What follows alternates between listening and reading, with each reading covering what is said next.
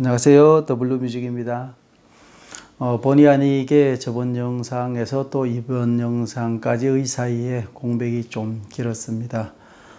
곡 작업도 좀 하고 녹음도 하고 그리고 음악 관련된 협회에서 어떤 직책을 맡다 보니까 그 직책에 해야 할 일들이 좀 있어서 이렇게 늦게 되었습니다. 이번 시간에도 지난 시간에 이어서 이것만은 하지 말자, 음악 연주에서 이것만은 하지 말자, 다시 말하면 이것만은 꼭 해결하자는 의미로 받아들이면 될 것 같습니다. 자, 영상 같이 보시면서 얘기 나누도록 하겠습니다.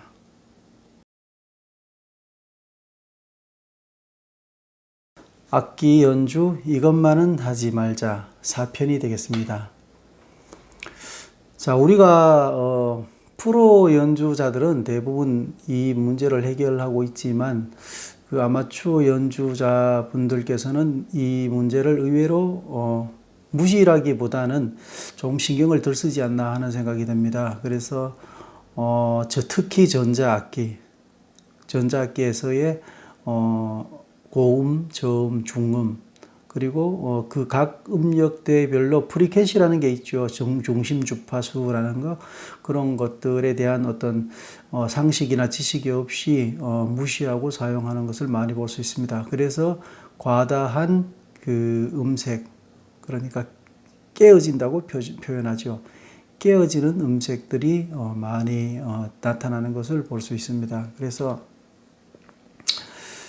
이것을 해결하기 위해서는 각 악기별, 그러니까 기타면 기타, 색소폰이면 색소폰, 악기별로 다양한 테스트를 하면서 치는 위치를 이동해보고 마우스피스를 물 경우에는 그 세기를 달리해보고 또 마우스피스 같은 경우에는 얕게 무느냐 깊게 무느냐에 따라서 음색의 변화가 있죠. 이런 것들을 많이 테스트를 하면서 각 위치별로 세기별로 이동을 했을 때 음색에 어떤 변화가 있는지 그것을 다양한 테스트를 해보시고 그것을 정확하게 어떤 위치에서는 어떤 음색이 나타난다는 걸 꼭 인지해야 됩니다.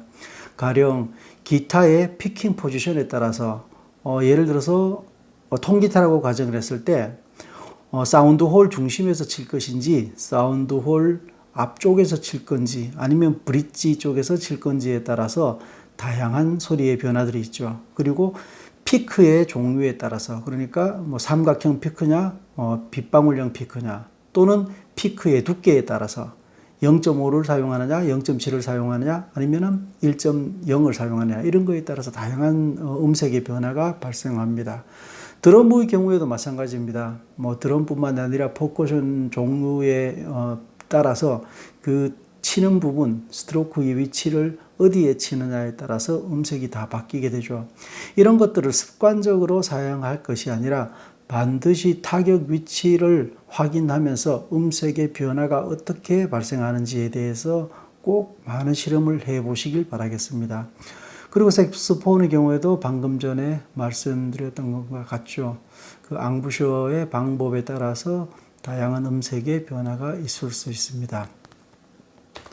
자, 그 다음에 음질의 변화입니다. 음색과 음질은 같은 듯 하면서 또 다른 것들이 있죠. 자, 연주 위치의 변화에 따라서 이동에 따라서 음질의 변화가 달라지는데 예를 들면은 기타와 색소폰 같은 음을 연주하더라도 다른 포지션에서 운지할 때가 있죠. 예를 들면은 기타의 경우에 어떤 도라는 음을 쳤을 때 2번 줄 1번 프렛도 도이지만 3번 줄 5번 플랫도 도가 되죠. 근데 이 둘의 같은 위치에 같은 높이의 음이지만 음색은 확연히 달라지는 것들을 알 수 있습니다. 그리고 또 음색의 변화에 따라서 음질의 변화도 생기죠. 어떤 것은 음질이 빈약하고 어떤 위치에서는 음질이 탄탄한 그런 변화를 가지는 것을 알 수 있습니다. 색소폰의 경우에도 마찬가지입니다. 도의 위치가 제일 그러니까 옥타브 키를 사용하지 않았을 때의 제일 위의 도 혹은 옥타브 키를 사용했을 때 관을 다 막은 상태에서의 도 물론 간을 다 막았을 때 도는 잘 사용을 하진 않지만 빠른 운지에서는 그래도 사용을 하게 되죠. 그래서 이 둘의 음질의 차이도 한 번쯤은 깊이 생각을 해 보시는 것이 좋을 것 같습니다. 자, 오늘은 지난 시간에 이어서 그 음색, 음질의 변화에 대해서 말씀을 드렸습니다. 앞에서 말씀드린 것처럼 다양한 방법들을 통해서 다양하게 테스트를 해보시고 그 변화를 반드시 기억을 하신다면 보다 질 높은, 수준 높은 음악에 다다르는데 큰 도움이 되지 않을까 생각합니다. 자, 다음 시간에 또 뵙겠습니다.